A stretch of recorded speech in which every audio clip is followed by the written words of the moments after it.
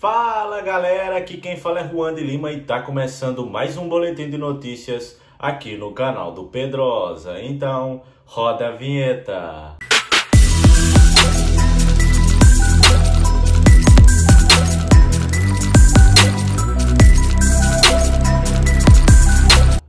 Muito boa tarde, torcedor vascaíno, muito boa tarde, torcedora vascaína. Eu sou Juan de Lima em mais um boletim de notícias nessa quarta-feira, dia 25 de outubro, véspera de jogo do Vasco. A gente vai trazer todas as notícias para você do nosso Vascão, torcedor vascaíno. Vamos falar sobre a escalação de amanhã, como é que tá a expectativa para esse jogo extremamente difícil do Vasco contra o Internacional em São Januário, às 19 horas. Vamos trazer a atualização sobre Rossi, porque ele não deve jogar a partida amanhã. A gente também vai trazer informação sobre a situação política do Vasco, isso porque ainda existe esse imbróglio político. A eleição deve acontecer no próximo mês, existem os candidatos, existem aliança, enfim, vamos trazer todo esse panorama político para você. A gente também vai trazer informação aqui sobre o dia a dia do Vasco, enfim, tudo o que cerca o gigante da colina. Desde já peço a você, torcedor vascaíno, para deixar aquele like aqui no vídeo, aperta aqui no botão do gostei e também se inscreva no canal. A gente está muito perto de bater a marca de 100k, muito perto mesmo. Então você, se puder divulgar, manda para os amigos, divulga aí. Pô, galera, vamos virar esse 100k, seria muito legal para o trabalho aqui do canal do Pedrosa, meu com Lucas Pedrosa.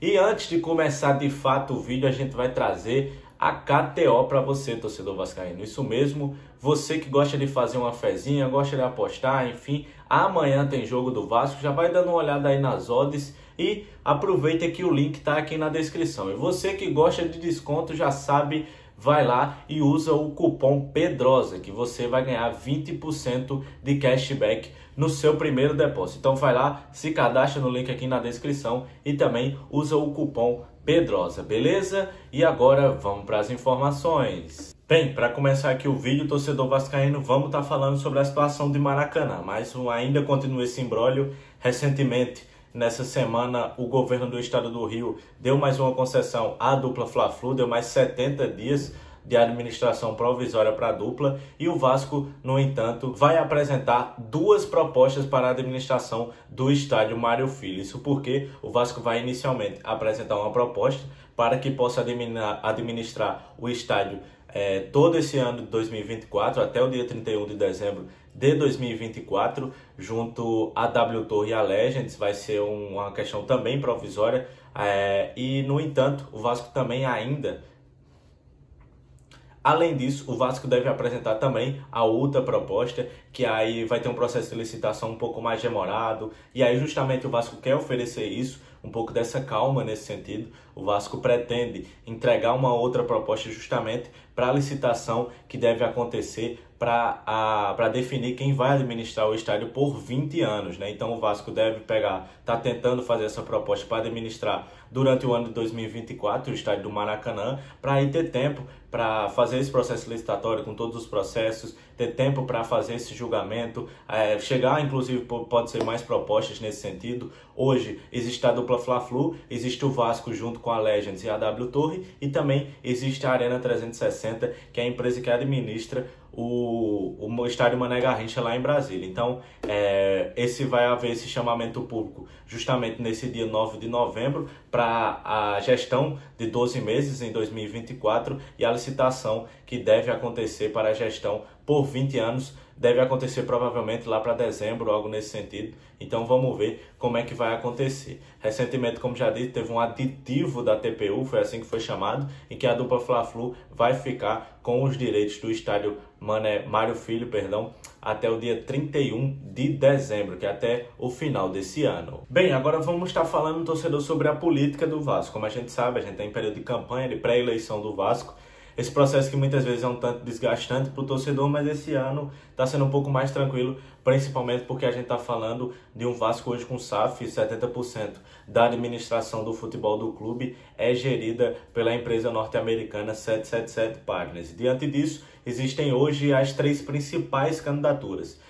Isso porque vai ter a candidatura de Pedrinho, junto com a Sempre Vasco, tem a candidatura de Júlio Brandt com a Um Só Vasco e a candidatura de Levenciano do projeto Somamos. E ontem, Leonardo Rodrigues e Pedro Strozenberg, que eram candidatos, afirmaram e declararam seu apoio junto ao candidato Luiz Roberto Levenciano, que ele é parte do grupo Somamos. Então eles vão fazer parte disso, vão retirar a sua candidatura justamente para agregar e fazer parte da gestão de Luiz Roberto Levenciano, caso ele vença. Uma outra informação também, agora nesse caso envolvendo o lado de Pedrinho, é porque o outro candidato, Eduardo Cassiano, que vinha também junto com sua chapa à candidatura do Vasco nessa eleição, retirou a sua candidatura e nesse caso declarou apoio ao candidato Pedrinho. Uma outra informação, ontem, entrevistado pelo Flow Esporte Clube, Júlio Brandt, candidato à presidência do Vasco junto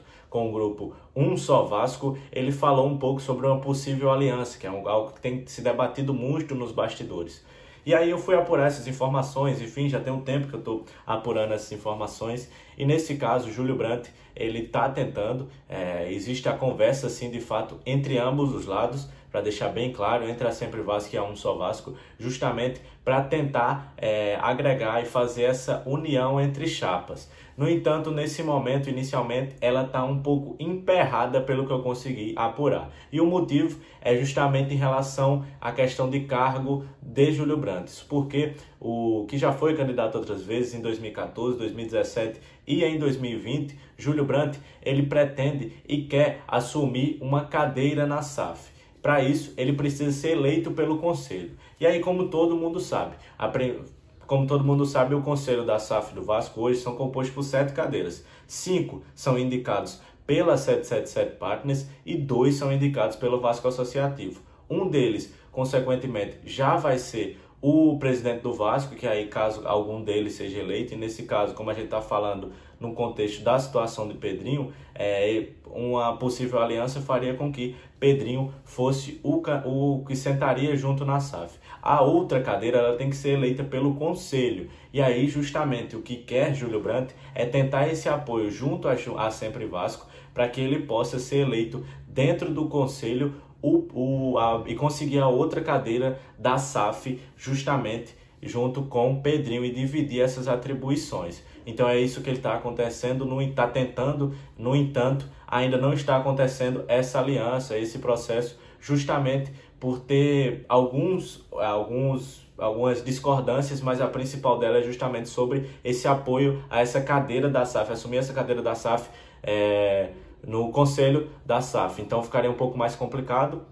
É justamente a Sempre Vasco, inicialmente, pelo menos por enquanto, ela não quer abrir mão dessa cadeira e por isso ela está um pouco emperrada, mas isso pode mudar, obviamente, a política ela muda, pode acontecer conversas e aí, quem sabe, Júlio Brandt também não possa retirar sua candidatura e apoiar Pedrinho, caso ele consiga o que ele deseja nesse sentido. Bem, agora vamos falar sobre futebol, vamos falar sobre Vasco Internacional, que é uma partida que vai acontecer amanhã, às 19 horas em São Januário. Você que não vai para o estádio, você que é fora do Rio, torcedor, a transmissão vai acontecer pelo Sport TV e também pelo Premier. Então você que, caso não tenha pay-per-view ou TV a cabo, não sei, você vai lá no bar, se reúne com os amigos para assistir essa partida do Vasco, que é uma partida extremamente difícil. A gente que soma 30 pontos, é um adversário quase que direto ali, porque a equipe de Porto Alegre, ela soma 35 pontos, então está apenas a 5 pontos de diferença do Vasco.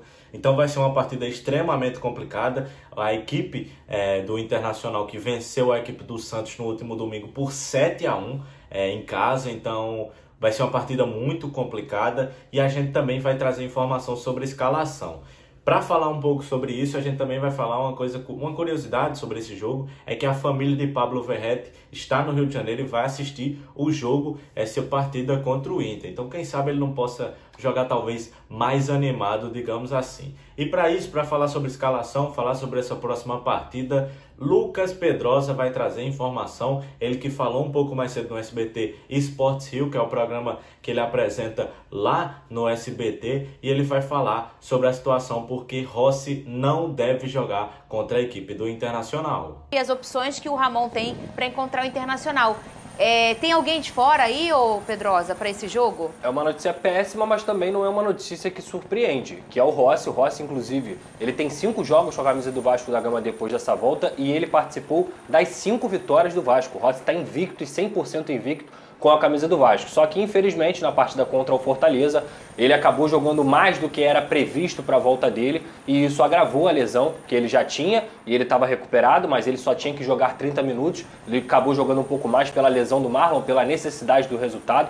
E ele é um cara que se dedica, se doa o tempo inteiro. Então, eu até ouvi de algumas pessoas que é isso, ele não se dosa. E ele tá certo, ele tem que dar o máximo dele realmente. Só que para a partida contra o Internacional ele ainda não está 100% recuperado. Então, para não repetir o que aconteceu na partida contra o Fortaleza, o Rossi só vai voltar quando estiver 100%. Qual é a previsão, Pedrosa? Não tem previsão porque o departamento médico do Vasco não trabalha com previsão. Só que também, ao mesmo tempo, não é uma lesão grave como foi a anterior. É um pouco mais leve, mas o Rossi só volta quando estiver 100%, pensando aí na reta final, talvez nos últimos 8 jogos, nos últimos 9 jogos. Ele tem trabalhado diariamente, inclusive em 2 períodos para poder tratar essa lesão, mas contra o Internacional ele deve ficar fora mesmo. Ô Vene, falam que quanto mais velho é o jogador, ele consegue encontrar e entender a lesão melhor, então ele sente uma coisa no jogo, levanta o braço e já pede para sair. Isso você vê, os jovens, eles ficam querendo ficar e às vezes ficam com uma lesão maior por conta dessa insistência, nessa minutagem em cima de uma lesão.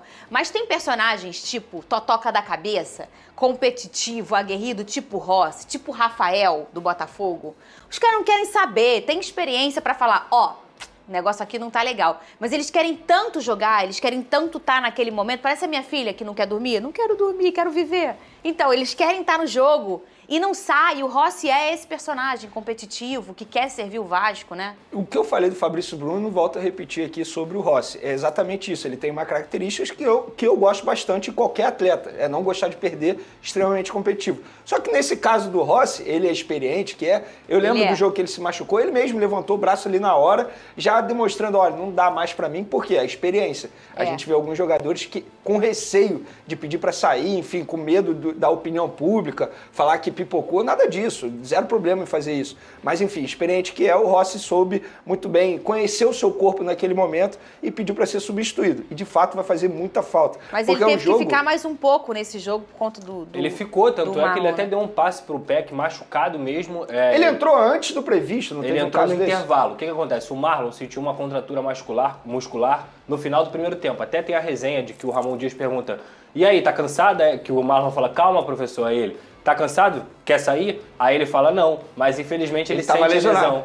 Ele sente a lesão e aí entra o Rossi. E o Rossi estava previsto para ele jogar só 30 minutos. Ele teve que jogar 45, 50 minutos por essa necessidade da vitória do Vasco da Gama. Ô Pedrosa, eu quero saber então como vem esse Vasco da Gama contra o Internacional. É o mesmo time que enfrentou o Flamengo, Fernanda. Não tem diferença nenhuma. Pelo menos foi assim que ele manteve. Ele, inclusive, a avaliação interna é de que o Vasco fez um bom jogo contra o Flamengo, apesar da derrota. Todos os atletas se entregando, tentando essa oportunidade. E fica a dúvida se o Marlon vai para o banco ou não. Porque são 2 jogadores que fazem muita falta. A grande diferença que talvez a gente veja nesse jogo e que o Ramon gosta de trocar muito durante a partida é o posicionamento do Payet. Eu acho que o Payet rende mais, muito mais por dentro, como meia central. Só que ao mesmo tempo o Paulinho ele fica sacrificado, porque é uma posição que o Paulinho gosta de jogar também. Então talvez esses 3 dias aí de trabalho que ele teve para poder acertar isso tenham rendido frutos e eles conseguiram se acertar mais, porque tecnicamente são 2 jogadores que não podem ficar fora do elenco titular do Vasco. Bem, então é isso, torcedor. Trouxemos todas as informações para você. A escalação do Vasco, como já dito por Pedrosa, deve ser a mesma de contra o Flamengo. Então vamos ver como é que vai sair essa equipe. Tomara e a gente, se Deus quiser, vai conseguir esses 3 pontos e ficar um pouco mais tranquilo, sair da zona, quem sabe. Obrigado, torcedor, por assistir o vídeo até aqui. Agradeço demais a sua audiência. Peço a você para deixar aquele like aqui no vídeo e se inscrever no canal, beleza? Tamo junto, já você uma ótima tarde. Valeu e tchau!